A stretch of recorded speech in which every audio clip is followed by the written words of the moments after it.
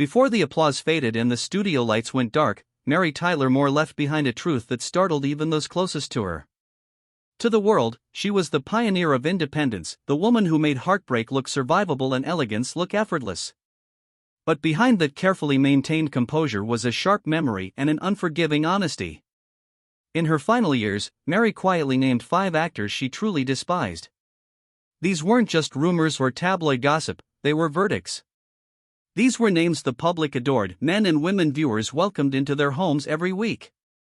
Mary stayed silent for decades because she understood the rules of the industry: speak too soon, and Hollywood turns on you. But time has a way of loosening tongues and sharpening truths. What she revealed wasn't petty resentment. It was a judgment shaped by ego, cruelty, and betrayal behind the scenes. And once you hear who made that list, and specifically who topped it, you'll never watch classic television the same way again. For Mary Tyler Moore, professionalism wasn't a performance, it was a code. She arrived early, she knew every line, and she respected the crew. She expected the same in return. In an industry built on improvisation and massive egos, Mary's discipline made her dangerous.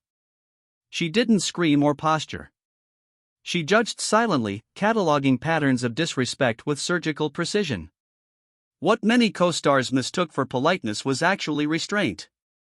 Mary believed that because television entered people's living rooms, anyone careless with that responsibility didn't deserve the privilege. As her power grew, first on the Dick Van Dyke Show and later with the Mary Tyler Moore Show, so did the tension. Some resented being held to her standards, others felt exposed by them. The first name Mary never forgot was Rose Marie. To audiences, Rose Marie was the sharp, funny, and irreverent Sally Rogers. But off-camera, the atmosphere was charged. Rose Marie had been in show business since she was a child. She understood power, and she made sure Mary knew it, too. There were subtle reminders of hierarchy and comments about experience designed to reassert dominance over the newcomer. Mary felt constantly measured and quietly challenged. She later confided that Rose Marie seemed threatened by how quickly the audience embraced the young Mary. There was no open warfare, just a steady drip of tension that made the early seasons emotionally exhausting. Mary endured it, but she never confused endurance with forgiveness. Years later, she acknowledged Rose Marie's talent, but always without warmth. For Mary, she represented an old Hollywood reflex, protecting your territory by diminishing those who come next. The second name on Mary's list was a man America worshipped, James Garner. He was the king of effortless, cynical charm. But Mary saw a different side. During their professional overlap, she found Garner dismissive toward the craft and the people around him. He joked about the industry in ways that felt sharp rather than playful. To Mary, humor should lift tension, not humiliate. Garner's casual irreverence struck her as disrespect disguised as coolness. Mary prepared meticulously, Garner relied on instinct. While that difference in style wasn't a sin, his lack of care for how his attitude affected the set was, in Mary's eyes, unforgivable. To her, acting was a responsibility. Garner's cynicism clashed with her belief that television mattered. When his name came up in later years, her tone reportedly cooled instantly. Charm, she believed, was meaningless without consideration. With Ted Knight, the situation was more tragic than hostile. On screen, Ted Baxter was a masterpiece of comedic arrogance. Off-screen, Knight was paralyzed by insecurity. Mary understood insecurity, but Knight's moods tested the limits of her patience. He could be warm one day and completely withdrawn the next. Praise energized him, but the slightest criticism crushed him. Mary found herself performing emotional labor, not just playing her part, but stabilizing the entire room to keep Knight from spiraling.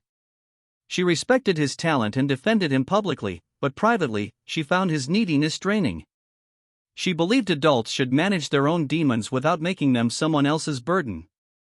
When she reflected on him later, it was with sadness rather than anger, a revealing judgment that his instability had left a permanent mark on their working relationship. As Mary transitioned from actress to mogul through MTM Enterprises, the air around her changed. She was no longer just the girl with the turned-up nose, she was the boss. She noticed a specific group of male actors who suddenly struggled to follow direction from a woman who refused to bend. This resistance wasn't loud, it was selective listening, half-hearted cooperation, and jokes meant to undercut her authority. Mary understood that misogyny rarely announces itself with a shout, it reveals itself through dismissal.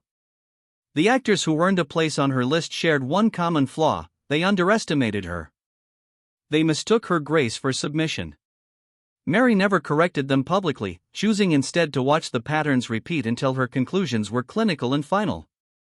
While Mary maintained a professional front, there was one individual whose ego and behind-the-scenes cruelty surpassed all others. Note, while the transcription hints at a primary antagonist, Mary's unforgiving honesty often pointed toward those who violated her code of decency. The person who truly topped her list was someone who used their fame as a shield for irresponsibility.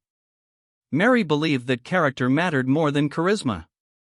When a co-star used their power to belittle the little people on set or arrived unprepared, they committed the ultimate sin in her eyes. For Mary, the top spot wasn't reserved for a rival, but for the person who treated the privilege of being in America's homes with the most contempt. In the end, Mary Tyler Moore was never the endlessly cheerful figure the public imagined. Beneath the warmth was a woman of steel, tough, incisive, and uncompromising. She didn't build her legacy on revenge, she built it on standards. She reminds us that grace is often armor, not weakness. Classic Hollywood loved its myths, but Mary dismantled them by surviving them. She proved you could lead without shouting and judge without cruelty.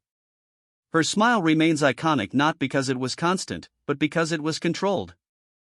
What do you think? Did Mary's hidden list surprise you, or does it confirm what you've always suspected about the ego and power plays of the Golden Age? If this deep dive into the real Mary Tyler Moore changed how you see your favorite classic shows, make sure to engage with us. Like this video, subscribe to Prestige Buzz and click the bell notification so you never miss a revelation.